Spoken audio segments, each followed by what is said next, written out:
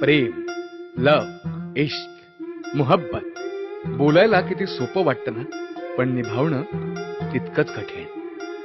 बरेच तरुण आपल्याला हवी असते तिच्यावर जीवापलीकडे प्रेम करतात, पण यशस्वी फार कमी लोक होतात. त्यात अयशस्वी प्रेमाची अधुरी कहाणी, डर्टी गर्ल, डर्टी लव्ह.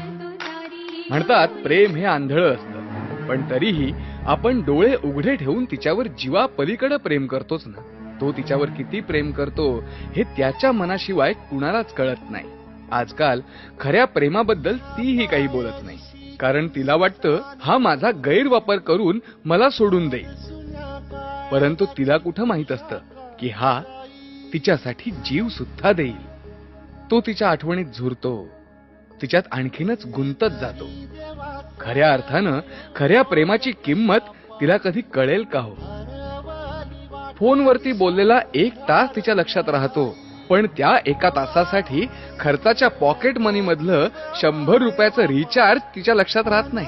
हॉटेलमध्ये बिर्याणी मस्त होती ती पटकन बोलते, पण त्याच बिर्याणीसाठी लागलेल्या 220 रुपयांबद्दल ती कधीच बोलत नाही. माहितीये प्रेमात पैशाचा हिशोब कधीच करू नये, पण ऐपत नसताना सुद्धा फक्त तिला त्रास होऊ नये म्हणून मित्राच्या बाईक मध्ये टाकलेल्या 200 रुपयाच्या पेट्रोल बद्दल मात्र ती साधं थँक्यू सुद्धा म्हणत नाही. तिच्या वाढदिवसाला पगारातून उरलेल्या पैशातून तो तिला एक छानसा ड्रेस घेतो. त्यावरती म्हणते, शी काय घाणेरडा कलर आहे.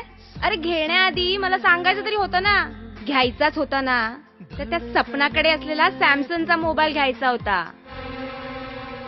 त्याच्या वाढदिवसाच्या दिवशीच ती त्याचं मन दुखवते. त्याला वाटतं आपल्या वाढदिवसाला गिफ्ट राहू दे, पण रात्री 12 वाजल्यानंतर पहिल्या मिनिटाच्या आत जर तिचा एखादा SMS किंवा फोन, हाय जानू, many many happy returns of the day, I love you बबला, हा पा माझ्या बबलाला, हा आपल्या होणाऱ्या चकुलीला, चल बाय सोना, उद्या भेटूया. पण कसलं काय आणि कसलं काय, ती मात्र घरी शांत झोपलेली असते. सकाळी हाच तिला आठवण करून देतो. ती मात्र म्हणते, अय्या तुझाच वाढदिवस आहे. सॉरी अरे मी विसरले. अरे राजा आपण उद्या सेलिब्रेट करूया ना रे. अरे आज माझ्या काकांच्या मुलांचा साखरपुडा आहे ना. आपल्या मनाची समजूत घालून तो एकटाच चौपाटीवरच्या खडकावर बसून दुसऱ्या जोडप्यांमध्ये स्वतःला पाहत राहतो. हे असं प्रत्येक वेळी त्यालाच मन मारावं लागतं. त्याची घुसमट होते. दुपारी पिक्चर, संध्याकाळी चौपाटीवर आईस्क्रीम, पाणीपुरी, भेळ, मावळत्या सूर्याला निरोप देत तिला कुशीत घेऊन निवांत गप्पा माराव्याशा वाटतात. पण सगळं स्वप्न मावळत्या सूर्याबरोबर अंधारात विरघळून जातं. तरीही तो कुणालाच काही बोलत नाही.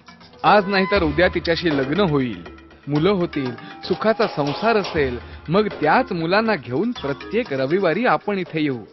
अशा एक आणि अनेक कल्पना. आंधळ्या प्रेमात स्वप्नांमध्ये पत्त्याचे बंगले तो बांधत असतो, पण पत्त्याच्या बंगल्याला वाऱ्याची झुळूक जरी लागली तरी ते कोसळतात, तशी त्याची स्वप्न सुद्धा. 3 वर्षात एकही दिवस न चुकवता फोनवर तिच्याशी बोललेलं ते बोलणं, महिन्याच्या प्रत्येक रविवारी तो तिच्यासोबत काढलेला वेळ, इच्छा नसताना सुद्धा रात्री चादर अंगावर घेऊन हळू आवाजात बोललेलं ते बोलणं,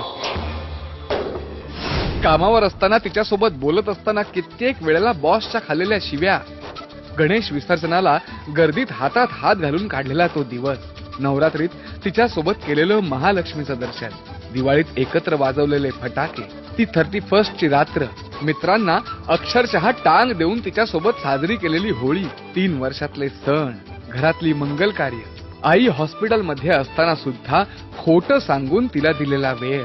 इतकंच काय, भर पावसामधून बॉम्बे टू रत्नागिरी असा बाईकवरून केलेला धुंद प्रवास. क्षणात साऱ्या प्रेमाच्या भावनांवर ती अक्षरशः बलात्कार करते. उद्या लग्न, लग्नाच्या आदल्या रात्री हळद, डीजेच्या ठुमक्यावर तर्र झालेली मित्रमंडळी नाचत असतात. अंगावर हळद चढते आणि तेवढ्यात घरचा फोन वाजतो. योगायोगानं तोच फोन उचलतो. हॅलो. शशिकांत, सॉरी. देव मला कधीच माफ नाही करणार. इतकं मी वाईट वागले तुझ्यासोबत. माझं तुझ्यावर कधीच प्रेम नव्हतं अरे. मी चक्क तुझी फसवणूक केली आहे.